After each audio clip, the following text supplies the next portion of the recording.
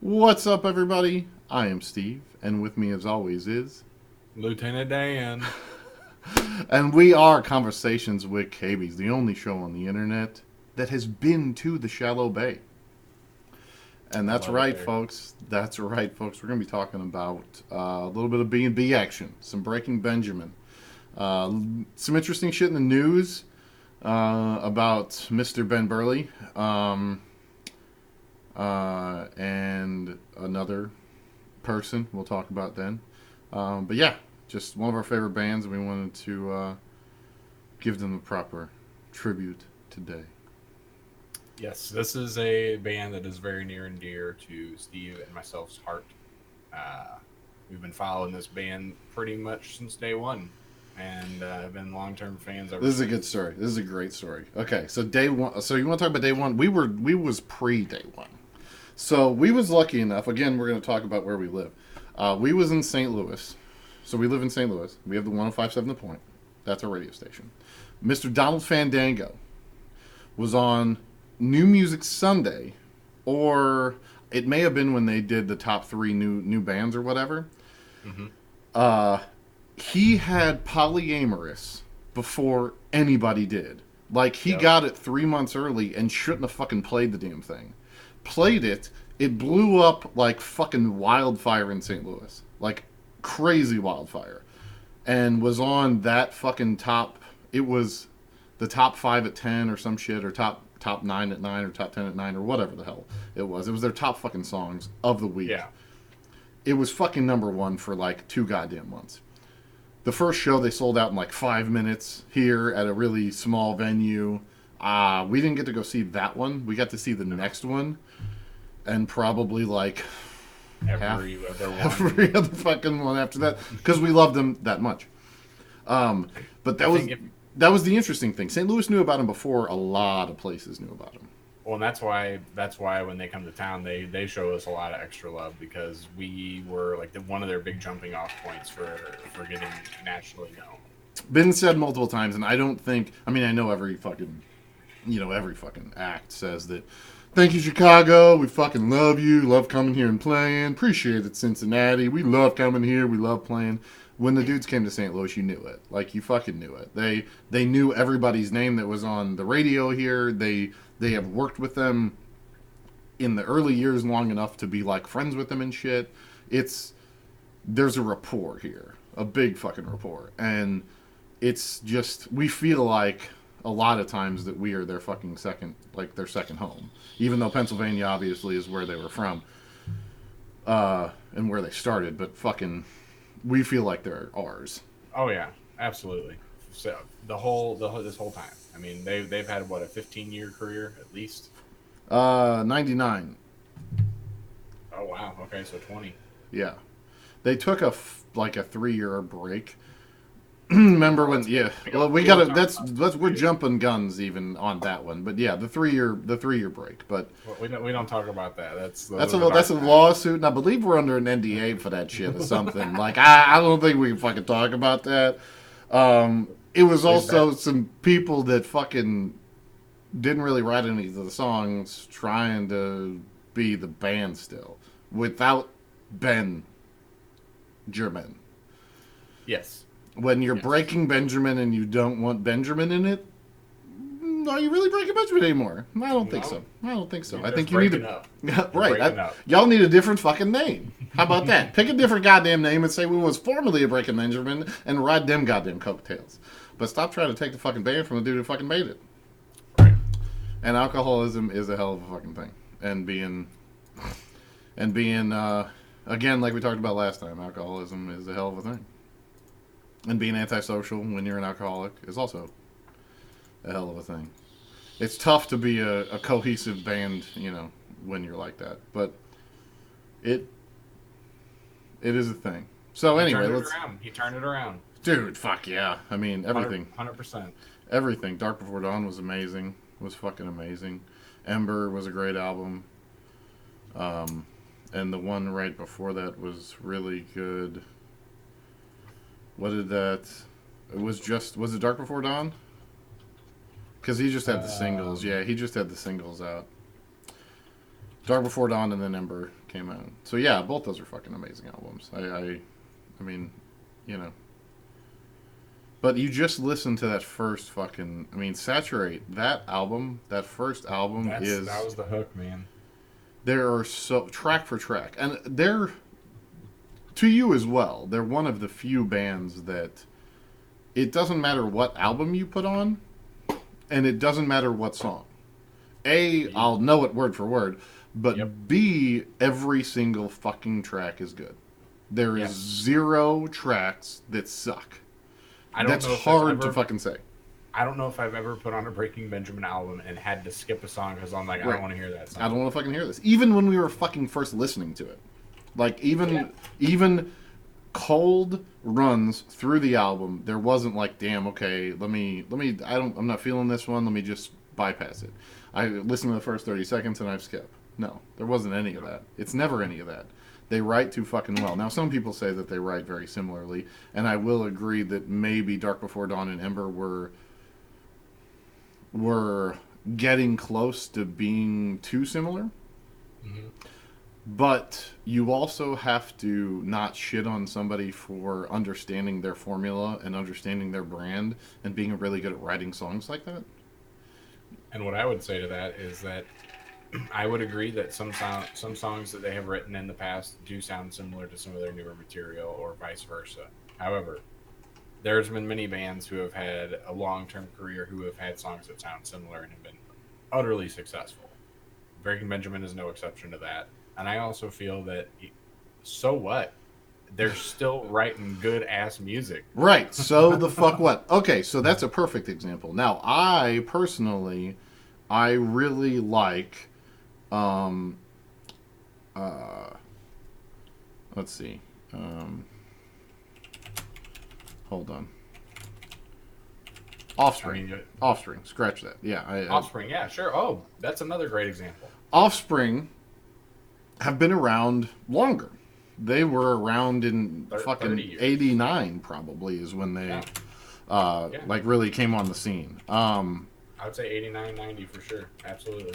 Now, with that being said, they're a band that has a fucking formula. 84. They've been around since 84. Oh my god. Right. No wonder Noodles has so much gray hair and right. And he's a really good guitar player. And I mean, I'm not it's him and Dexter who just that's it. I was wondering why that dude looks so old. Now I know because why. they are old, dude. They've been doing this for a long time, and it's a formula.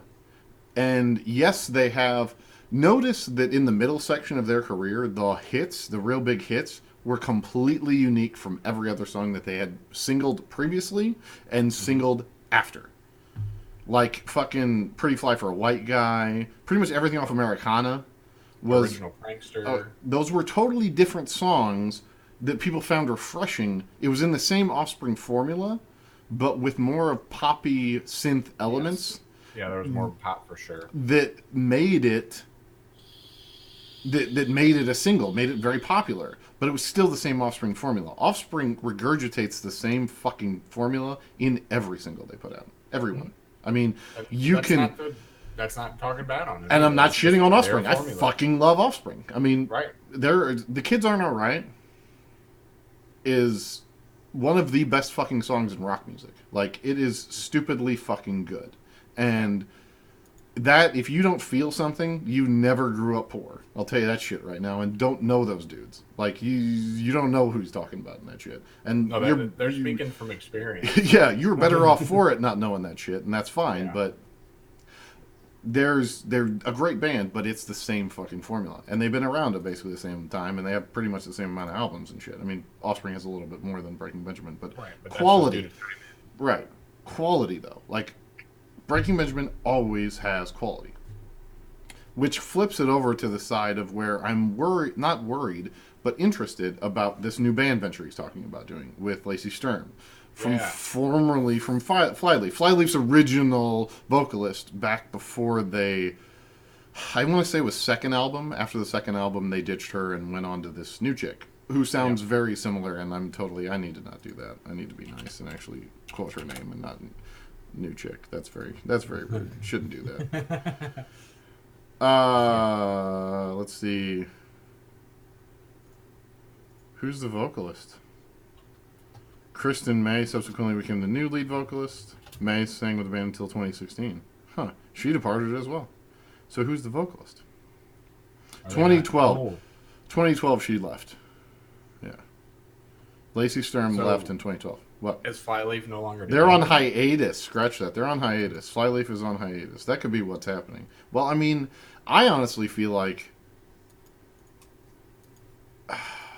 I'm not going to get into that. I don't want to get into that. So, Flyleaf, I feel like Lacey was a better singer, but was not confident in herself, right? I feel like since her solo career has gone off, she's found her range, really found her pocket, and is a really, really good vocalist. There were muddling sections in the first two albums of Flyleaf's. There's some solid fucking tracks. Don't get me wrong. Like I can feel it. All of that song is fucking amazing. That's a really well written track. Great song. And there's, I think, a couple off the second one that I really like too. But it was her not being confident in herself. And I think that's probably part of the reason why there was a departure in the band, kind of a separation there. But it's also why she is still a solo artist right now, and people gravitate to her female voice because her female voice has gravitas. I mean, there's cojones with that fucking voice. And you need that when you're a female vocalist. And I fucking love female vocalists. OTEP, fucking one of my fucking favorite, chick bands. Hole, amazing. Gem, if nobody knows who fucking Gem is, look Gem up. Fucking Finally Woken, that album is sick as shit. And Gem was... I would butcher her last name. I think it's like Icelandic or something. She's it's very hard. But Gem, the lead singer is also the bassist and was the former bassist for Hole. So, okay. Yeah, very really, like it's. I'm not gonna butcher her last name, but great band. And so I dig on female vocalists. They're fucking amazing, and we don't have enough in rock music, in my opinion. There needs to be more. Yeah, they do not need to be resound to rap and fucking R&B and shit. Like, we need rock female vocalists for sure. Martis Westerick. Right. Again, as I said, I would have butchered. So D did it for you. Gem is the band name. I'll fall on that blade. Gem is the band name, and they're amazing. I don't think they have too many albums though. Finally Woken is the one that I really enjoyed. But yeah, again, so not a lot of female vocalists in rock, and we need more of them. So this collab I find interesting, and the fact that everybody's saying it's going to be a new band, D, is fucking crazy. That is crazy. A guy that can write like Ben, and I mean he wrote Saturate, like he wrote all this shit. This is not. This the is first not two albums he wrote. Yes, yeah. I mean, it's not. He wrote everything. It's not that he wrote some of it. He wrote fucking everything. So, and I'm certain the drummer probably, but it's it's the drumming for Saturate and Phobia are or no, I'm sorry, Saturate and We're Not Alone is not the most difficult of drumming. Let's just say that. It's solid 4 on the floor and some interesting hi-hat work, but nothing crazy like they're doing now. I mean, because right now they're fucking... dude. Their current drummer is insane. He's real good. Real good. Sean Frost, yeah. He's fucking amazing, dude. On this same topic with talking about having the ex-Flyleaf singer come on and do a collab with Breaking Benjamin. So what was exciting for me is I really dug when they did the Halo release of Breaking Benjamin's Blow Me And Away she was on, well, yeah. With Valora. Valora. Well, she was also on Dear Agony, the acoustic album for Breaking Ben. Lacey Sturm was on Dear Agony in the background. Oh, I did not know Yeah, that. so they have... a little bit of history. Kind of. It's a collab on one track. We're talking about a whole band, D. Now we all need to let that sink in for a second. Ben could be in a new fucking band. And that is exciting. Exciting as shit. That is very exciting, but you don't think that would be to the detriment of Breaking Benjamin, do you? That would be a side project, right? I agree. I 100% agree. I think some touring dates could be there, and I see Ben, his work ethic. He would have this new band open up for Breaking Ben on the road and just play both sets. Like I could see that happening. I totally could see that happen. Festival runs, I could totally see that happening. Festival Or would, runs where they open way early and Breaking Ben's on at 9, and he has to or, play a show at 3 and is on at 9. or would you see this going another route and see that they Breaking Benjamin as a band brings on Lindsey Stern to this? So you're saying, see, now that was okay. So let's take a step back. To I like what you're saying, but let's take a step back because that I more want to know if it's a band. Let's talk about it. Let's compartmentalize this. Let's just say that Breaking Benjamin's its own entity, and we are doing a band, okay, a full band, because A that new band. right, because that could be a thing. Is it going to be like Skillet? Because I feel like that's what Breaking Benjamin with Lacey Sturm would be, and I feel like Lacey is she's a solo artist now that it would almost be, you would almost have to have that moniker, Breaking Benjamin with Lacey Sturm, like almost Metallica with, New York Orchestra. You know what I'm saying? Like the S&M sessions. You know what I mean? Like the Lacey Sturm sessions. You can't just bring A big name like that in. and I mean, big name is big headed. Like saying that about her is, I don't think she would ever say that, nor would she would ever categorize herself that way. But I also think she's a solo artist with a brand, and in the world we live in, we have to think in those terms. Sure. And I think it's hard. I think that would be hard. So I kind of lean more towards the other band aspect of it, especially since these guys, like Aaron Brunch and Sean Faust are the drummer and the new. Is it the new bassist? Yeah, bassist and backing vocals. So the new bassist and the new drummer are both just friends, basically, from Pennsylvania. They were in other bands that never made it as big, Right. but they're not the same musicians as these other guys. You know what I mean? They need the breaks. Right. You know what I mean? They need the time off. They're not built for this shit since their 18s or 20s. You know what I mean? They haven't been doing it that much. Sure. Or as deep. I mean, obviously they've been gigging around and doing their thing, but when you're talking about a touring band, you're away from your family for 6 to 9 months before you see them again. And then you're gone from home for 2 years. That's the way Breaking Ben tours. Yeah, they do big, long arena tours around the country and even internationally. Right. So I'm more of the mind of, okay, we need a break over here. I write shit all the fucking time. Let me write shit with her because I need new inspiration, and we'll make it a new band. Now, with that being said, do you feel like in a new band situation, would it be more like the acoustic albums, where it's just those two with an acoustic guitar and they're singing kind of like Civil Wars? I don't think so. Or is it Skillet? That would be a good twist to it, though. I like that path you bring up, but I think her comfort zone is where she was at in Flyleaf. I think you bring Flyleaf and those tones that she had in the band and bring that and cross it over with Breaking Benjamin style. Extreme falsetto, extreme head voice with extreme breakdowns. Like, I think it could be, you're right, it would be a little bit like what Skillet has going on, but I think this would be executed in more of the hard rock fashion. Well, and written, I mean, not to take anything away from Skillet, but written extremely well. Skillet I like Skillet. I do too. Okay, so Skillet is two samesies. Skillet is Skillet. If you're going to talk about Breaking Benjamin and how their songs sound similar and every song is the same, then I would say the same about Skillet. 100% for Skillet, but I'm talking in a way worse fashion. Not in just musically. I'm talking about lyrical patterns, and in the songs are the same, meaning they don't spread lyrically as far as I think they should. Like Legendary, the song Legendary. I'm going to pull up the lyrics to Legendary and show you something.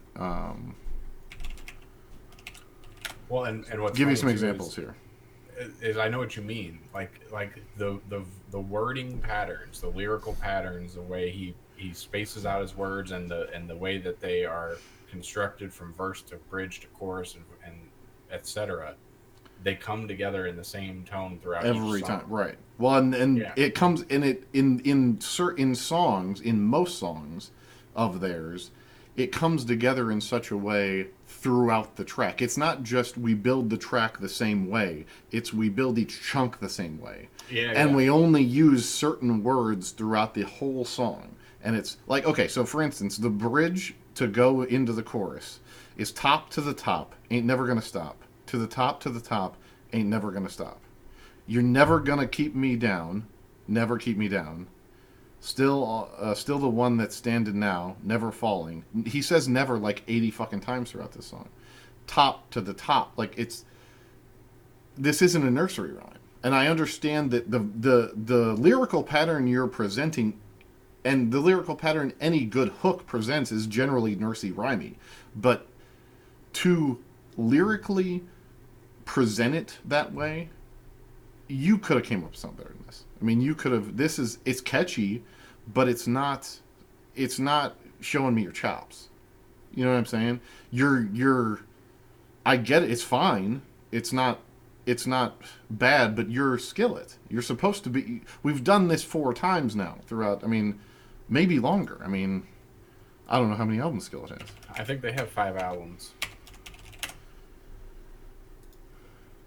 Uh, one, But yeah, one one, of their two, other big three, ones four, is six. Yeah, they have Monster. like 7. They have 7. Right. Oh wow. Again, like it's and Monster is the same way. Yeah. I can. It's just beneath the skin. I feel. I it feel creeping like I'm in. right. Yeah, I feel it deep within, just beneath the skin. It's I must confess that if it see you like a monster. yes, and it's just it's the same. It's any single they have feels like okay, you just changed the lyrics and minorly changed the riff, and we got the same fucking track. It's 4 on the Right. floor drums. It's fucking always. It's same timing signature every single time. It's nothing new or creative. It's it's just you guys are you've gotten in a rut. You haven't pinned your brand down. You've narrowed your scope so far. You're in a fucking rut. You need Yeah, to widen and that bitch out. I used to early days like this, where I'm talking like 8 to 10 years ago. Maybe that's not early days, but 8 to 10 years ago, I used to kind of hold Breaking Benjamin and Skillet in the same regard, and that's a bold statement It's a because giant fucking statement. Like how? well, What because at, song did it for you? well at the beginning, once I had just first heard of Skillet and discovered Gotcha. them, I was like, okay, this is a new band I haven't heard of. They have a similar style into that same music genre that what Breaking Benjamin would follow. Yeah, That two solid guitars and good 4 on the floor drums that aren't intrusive. Yeah, it was good music, and Mhm. I'm still not trying to shit on Skillet. I'm not trying. Neither am I. I'm not. And I mean, obviously they're popular for a reason. Obviously they make money for a reason. Obviously they sell out arenas for a Yeah. reason. I'm not dissing on them at Absolutely. all. I'm more pointing out. Contrast. Yes, and pointing out Contrast. where I feel like Skillet could be improved because they have the potential to be a fucking better band than they are, and that's fucking. Yeah. Imagine that shit. What if they're a better band than what they are? Don't you want your shit to be better? It's not me shitting on anything. It's me Yeah, no, and I'm pointing just trying to stuff say out. I'm not either. Right, Like, 100%, 100%. because I'm even to this day, I still if I hear one of their songs come on, I'm gonna jam out. I don't skip it. I don't skip anything they have really. I don't think there is a track that I skip, but they could do better. Yeah, I agree. They could do better. And I don't like singing along anymore because it irks me a little bit too much to sing along. But it is a track that I will toe tap to though because I mean it's good riffs. It's good riffs and it's fucking floor. You can't help but toe tap to 4 on the floor. You can't. It's just the way that works. That's why everybody does it. No, but I dig that. I dig Breaking Benjamin. Every album they put out is, like you said earlier, not a skipper on there. Everyone is a good track. It's a solid rock track. And you know what? We always have made this connection and this comparison. It's like, look, if a band's good enough, they could write a fucking nursery rhyme, and it would be the shit. Well, Breaking Benjamin did that. I feel like with the song "Rain." That song "Rain" is its lines, its lyrics stripped straight from fucking a nursery rhyme, like It's several Dream, nursery dream, rhymes. go away, come again another day. Well, yeah, but it's also Wizard of Oz. I mean, they play on Wizard of Oz. That the Ruby Red Shoe song, like Oh yeah, that fuck, was what was that? which What one was was it? that? Was Was that that on? Shallow Bay? Or Yeah, was it? Yeah, isn't it? Yeah, yeah. it is. It is. It is. It Shallow is. Bay is fucking Wizard of Oz in a It, song, it totally is. Totally is. and like fucking okay, like that kind of shit. It's not. I don't want you see. So Skillet's nursery rhyme practice is trying to mask it as not. Whereas Breaking Benjamin will say, "I'm fucking. I'm going to write a song about a nursery rhyme, and I'm cool with that." And they And they rock own it. that shit. That's you're not trying to put in a facade of something that it's not. You are doing it justice. You know what I mean? Like, and that's what I feel like. I feel like Breaking Benjamin, if it had been anything else, they're true to themselves 100% of the time. And I almost feel like Skillet is not. They haven't almost to the point to where maybe lyrically they haven't found themselves yet. Well, and there's also a lot of other influences. I think that, I agree with that. Take I- a part of that. I So, agree with some of that. I agree with some of that too, but I don't want to. Like, I'd rather not get into any of that. yeah. Well, that's why I'm Music's leaving music, it and that's whatever it is. So ambiguous and open. right. Um, But I feel like maybe they haven't found themselves lyrically yet, So what and do that we- could be a lot of a lot of things.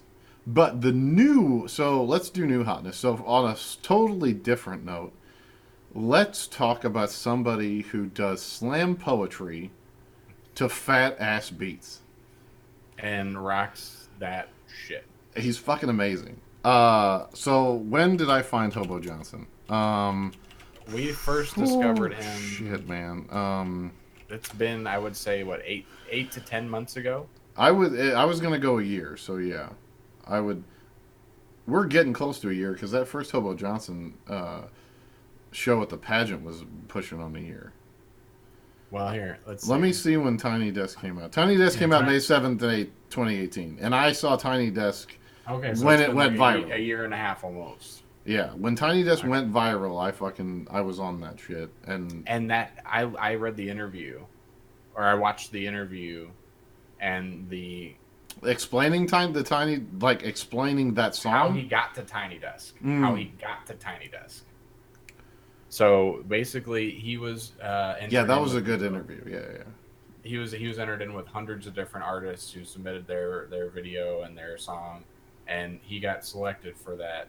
And they said that once they recorded that Tiny Desk session and posted it, within 24 hours, he was at, I think it was like 600,000 views. He was at 1,024. He was at 100,000 like 2 hours after they uploaded it, and he went to bed. And he was like, "Cool, that's awesome." And they went to bed. And then he woke up. And then he woke up 24 hours goddamn later, and it was fucking at 1,000,000 views, and he was like, "Holy fucking shit!" And then it kept going, and then that's what got him on the Tiny Desk. And so it's fucking interesting. But anyway, the Tiny Desk thing was awesome, and you should watch that. It's the Peach Scone video for NPR Tiny Desk 2018. And if you don't know what NPR Tiny Desk is, NPR Tiny Desk is awesome, and it's literally that.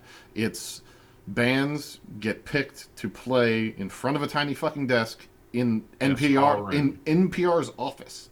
Yeah, like it is an office space. Literally in NPR's office, you're playing a fucking set in front of all these people that work at NPR Music, obviously. So and so they're all, they're all just influencers and shit. But it was good, and ever since then, I've been on the hotness, and he hadn't put out a bunch of stuff until very recently. Like this September, he's really thrown out about 3 or 4 solid fucking tracks, new ones. Yeah, so there was Peach Scone, which was the first one, which that's a great song. I mean, the fact that this guy can display not only musical talent, lyrical genius, and the fucking raw goddamn emotion, dude. Every fucking time. This dude lives his life when he's behind a microphone, like he has open wounds that are just exposed and out there for everyone to see. For fucking sure, dude. He's And great. I mean, that's the kind of stuff that's like, that's the vulnerable, like if you wanted to live your life that way, that's the kind of vulnerable you would want to be, and be able to just withstand whatever backlash or ridicule you would receive because of that. Right. Like, the only Like, time you know I'm 100% real is when I'm fucking behind this mic and I'm telling you what I'm preaching, essentially, at this point. kind of, yeah. I'm taking you to my church, and it's the church of fucking pain and suffering. Beautifully said. Beautifully said. And and all I'm saying is preach. That's all, because it's fucking good. It hits so many things that so many of us have fucking been through. And he's gotten a bit of hate too for a lot of things. Kind of like, thinking just lyrically in Peach Scone, some people aren't understanding what he's trying to say with certain lyrics of it. And that really is unfortunate, because I think you need to understand, like, stop taking.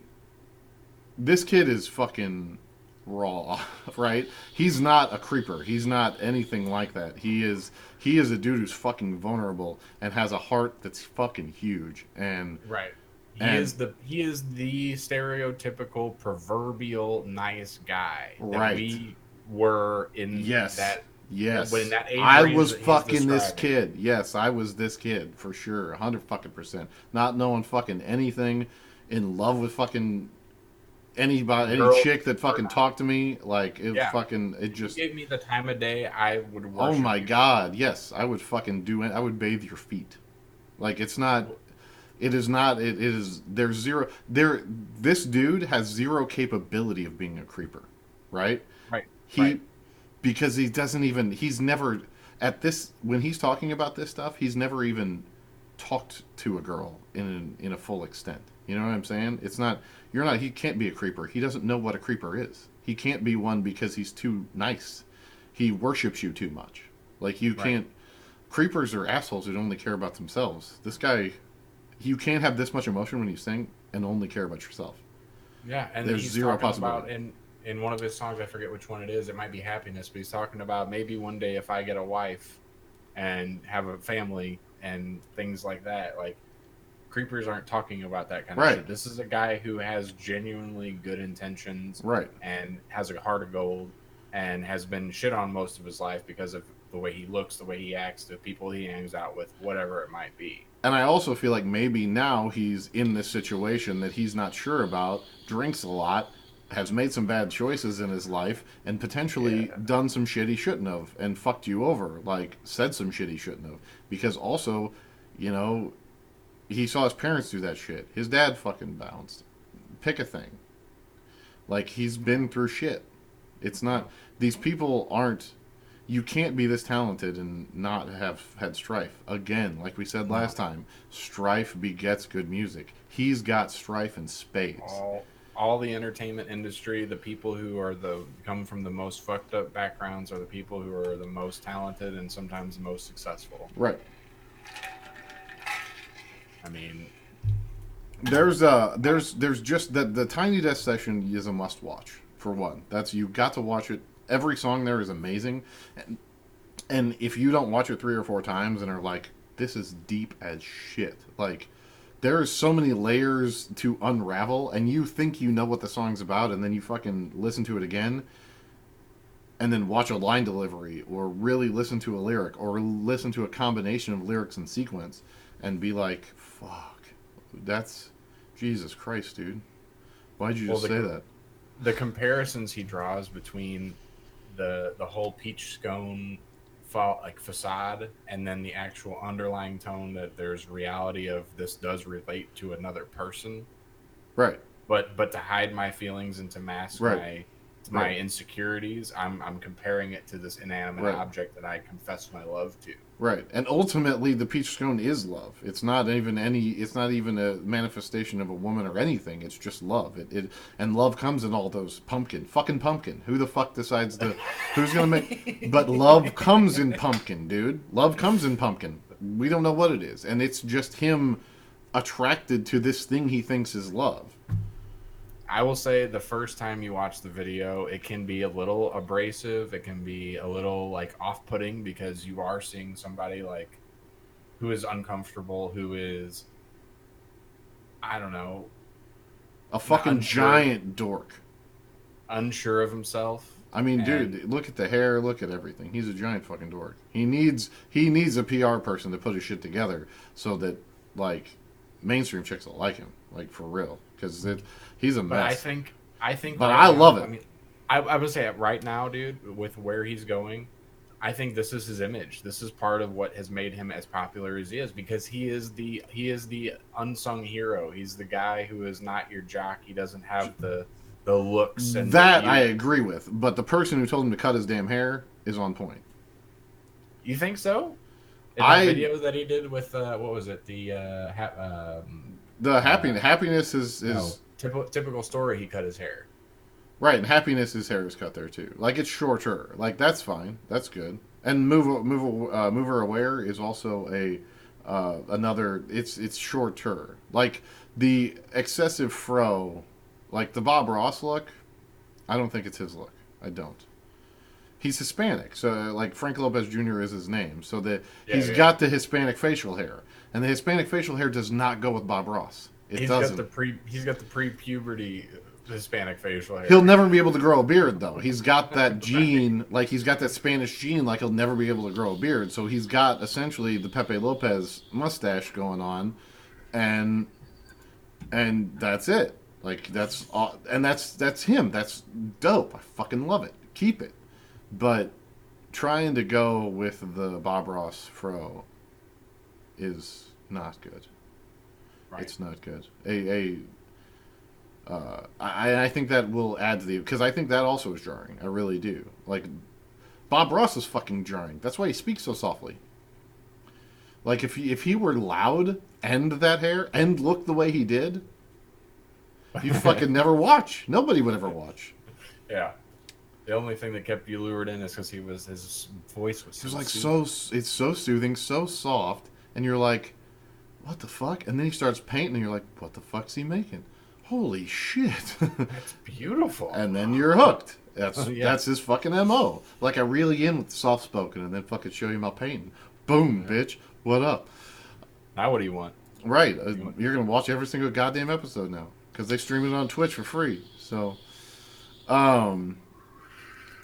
Anyway, so fucking I think that's good, but I'm excited to see where Hobo Johnson's career goes from here. right because he's raw. This is raw. This is brand new. This shit happened. He just really got into touring extensively, national tours, things like that. Yes, has played the game since probably I want to say there were some early videos on YouTube that I saw of earlier songs that were not Well, not as figured out as these. And Yeah. that was probably 90 or 2016. Well, he said in his interview that before Peach Stone got popular from the Tiny Desk episode, Mhm. that he had been working on this for probably about 5 to 6 years.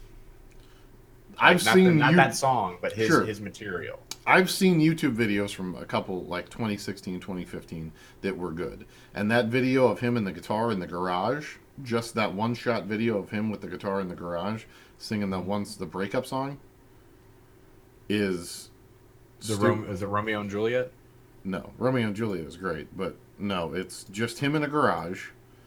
I mean, I've seen that one. I'll tell you, it's so fucking good. You got to watch that one. Is great. I think it's the breakup song.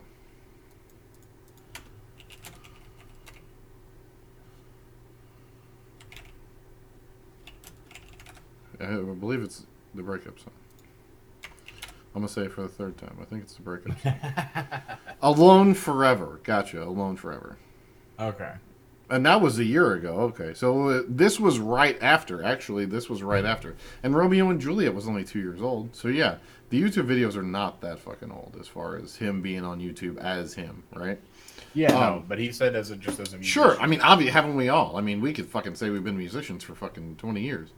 Like we've been working on the craft of music for that long, but he's been hitting it hard and having cohesive tracks for 2 years. and that's exciting to me. He's this good, this young, Yeah. and I think I want the next album. I want an album from him, like with Full-length album. right with Move Her Over and what I mean. Typical Story is fine. It's not that bad. Like I Sex in love this. that song. I love Typical Story because it's you know what is the chorus is I don't think I know much, but I know I couldn't take a good punch. Right. Yes. And if you feel like I am talking a lot, then just tell me to shut up, and I will probably shut the fuck up. Like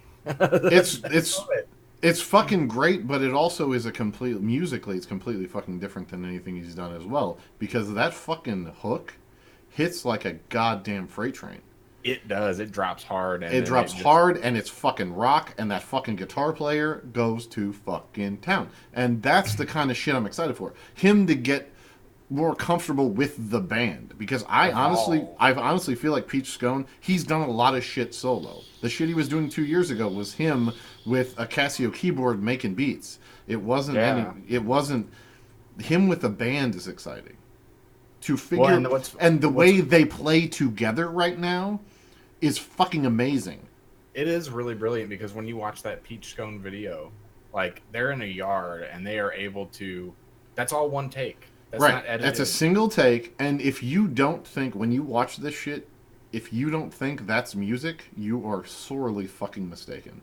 You need it's not an elaborate song. There's not a lot of frills to it. It's a pretty rhythmic. Basic but every song. drop is a drop on purpose. Every lyrical drop he puts. Oh yeah, that was orchestrated. Everything is orchestrated. There's nothing. This is set to a beat. It's not there.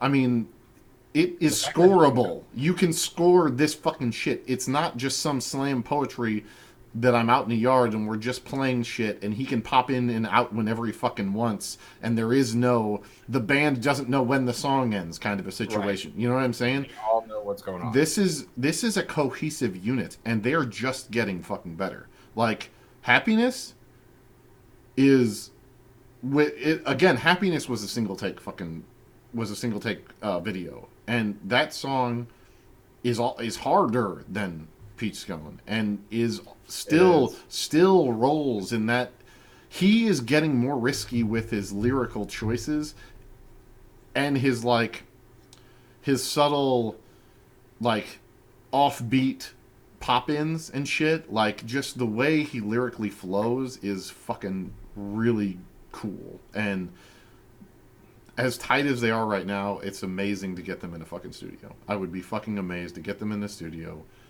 for 6 months and just let them go and see what the fuck happens, because you're gonna get fucking magic. I guarantee it. It's fucking great. They're really, really good, and that's what makes me excited. It's a full length album with a producer who understands what these guys are and just doesn't try to shape them into something that they're not. All I need you to do on the back end is adjust, mix it, EQ it. Pad it just a little bit. Adjust them whenever they need to. Maybe let's add some more here because there isn't enough. Maybe let's throw in another, I don't know, like a snake or a fucking, like a half bell or something. You know what I mean? A little pops, little something else on the synth drum. Because the drummer is fucking dope too, because he has a synth pad, an 8-pad synth pad plus a full drum kit. And he plays the whole fucking shit. Everything. Like, I know a lot of drummers do that, but a lot of drummers do that in rock when all you're doing is going bip, bip, bip, bip, bip on the synth pad. Well, you got other shit going on with your fucking other shit, right? You're not doing a rat-a-tat on the synth pad and then coming back over when the hook drops and doing something fucking stupid on the drums and then coming back over and doing more shit on the synth pad. Like, it's every single one of them want to be intricate and unique. And that's really, like, if you had to fucking find a word, unique is what Hobo Johnson is. And I love the like fraternity style that they almost take. Like, you know, whenever they have the big group yells, like in Peach Scone. Right. I love the group yells, and that's their signature too. Yes. It's better than not being so alone. Yeah. Yeah. And in Happiness, there's that in Happiness. I Yeah, believe Move Her Over has some of that too. Typical Story. I I mean, love that. everybody screams in the, but that's the band's, that's their backing vocals, and that's the slam band or the slam poetry portion of it. Like Hmm. it that's how you feel that, and it's almost like group interaction. That's the group interaction you get, and you almost feel like, okay, I also think it's a cue for everybody else to say that shit too. Like that's when he wants everybody to listen to what he's spitting, right? But the moment I go into a chorus section, I want you all to sing to that. So I'm pre-programming you what to sing to, Okay. and I that's going to be a thing throughout. I believe that will be a trend, Yes, because and that is a niche thing for what they that do. they do, yes, Yeah. and the other side of that, a deeper connotation to the frat house and fraternity aspect that you feel. I feel like they are too, and I feel like we're a part of that. I feel like they want us to be a part of that. Their groupie mentality or their fan base mentality is fuck that. We're all unique. We're all these fucking crazy, weird looking fucking humans. Let's all just fucking run this shit together. You know what I mean? Let's all just party together. It's rather than a artist fan interaction. It's like a fraternity. We're all in this fraternity house together, fucking just throwing a fucking party, and that's what he wants everything to be. That's what he wants every show to be. That's what he wants it all to be. Like he gets out on fucking stage, like crowd surfs, does everything. Yeah. I mean, it's fucking interesting. It's fucking interesting, and we need more bands like this. We need more It's positive bands. it's a very, very refreshing Yes, that's a thing that great we word. haven't had in a lot. I don't know if we've ever had anybody like this before. I'm not gonna. This is a whole different genre that I don't think that I don't know of any other fucking genre that is like this. And Like if you asked me to compare Hobo Johnson to another band or another artist, I I don't. got nothing for you. I got The nothing. closest thing I could come up with, and this is a stretch. I mean, this is a far stretch, but is like Henry Rollins. Right. So yeah. My description for him was Henry Rollins with like a fat ass house band behind them, and but it's Henry Rollins that's far more Henry Rollins if Henry Rollins rapped. Because he's If not he a rapper rap, either. He's not a rapper. no, No, he doesn't. He's a lyricist for sure, who is a spoken word singer, and but it's not just him, and that's the other thing. We need to stop going away with just him too, because it is a band. I feel, and that's what's good about Hobo Johnson. Like, exactly. it's a It's a brand. personification. It's a brand, but it's a personification that he has upon himself. But I feel like in general, everybody can be. We're all just Hobo Johnsons. We are all Hobo That's Johnsons. all we fucking are. Break it down. We're just running fucking around. We're all just Hobo fucking Johnsons, just out here fucking trying to live our life, and But we're all I think it's weird. funny. I think it's funny though that when you say that because it's Hobo Johnson and the Lovemakers. So is he Hobo Johnson and his band is the Lovemakers? I don't know. I but I think that is funny. I think that is quite funny. Because maybe they wanted to be something else. Maybe they were the Lovemakers originally. I don't know. That's Maybe an they were a band before him, right. before That they we're got called together. right. But see, I think the Lovemakers is a take on an oxy fucking moron essentially for them. Like we are dudes that would never get chicks to make love to us. So we're just gonna be fucking the Lovemakers because it's funny. Just take a look at Right. us. Right. It's We're not total love makers. oxymoron. We're not love makers. Yeah. And I think it's more of that. I think the name almost is a farce in and of itself, and I think it's very much the V for Vendetta. We are all, we are all V. We are all one, kind of. Hobo Johnson. We are all him. We're Legion. You know what I'm We saying? are all anonymous. Right. Exactly. Yes. Yes. Yes. That mentality. I think that's what he's trying to tap into. You know what I'm saying? That that gang rush, that commutative mentality. Well, whatever he's doing, I'm liking it. Everything he's done so far has been very very top notch quality. It's not for everybody. Not everybody's gonna like it, but I am a fan, and I can't wait to see what comes of it. For sure, for sure, I agree. I think that's a good way to end it too. I think the positivity and the raw emotion is good. I think it's always. I think he shows everything that he shows all the emotion, but ultimately wants happiness. You know what I'm saying? I think he wants happiness for everybody, and that's good. That's we all need that, man. We all need we all need to take care of each other because we're all just fucking Hobo Johnsons out here. That's right. And from one Hobo Johnson to another, love, peace, and chicken grease.